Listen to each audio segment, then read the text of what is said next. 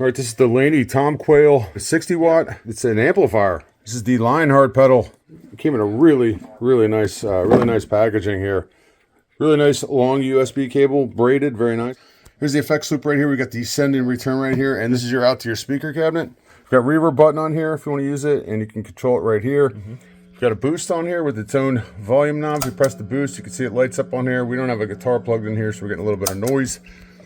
So the tone stack here on the bottom is shared via both of the channels, and we've got a volume and a gain on channel 1, and a volume and a gain on channel 2, and it can obviously be controlled right here. A couple of bright and dark toggle switches on here too to get you a little bit of extra control over your tone. You've got the input on this side right here. Oh, it also came with a pretty decent power cable right here. You can see in the back here, it is MIDI compatible. We've got the in and the through right here. We've got a DI out if you want to run this direct, which is what we do. And we've got the auxiliary in right here. We've got headphones if you want to plug some headphones into it. And there is a USB in right here. And you can plug this into a computer and download the IRs that send it to the DI out to your amp to get you different types of emulations. You can see this uses a 24 volt, 2.5 amp power adapter.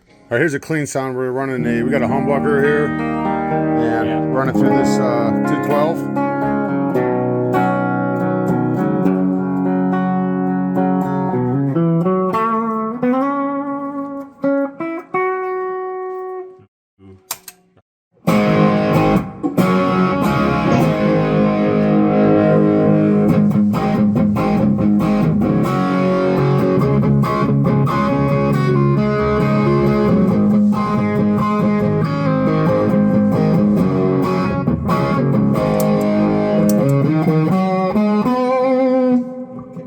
There you go.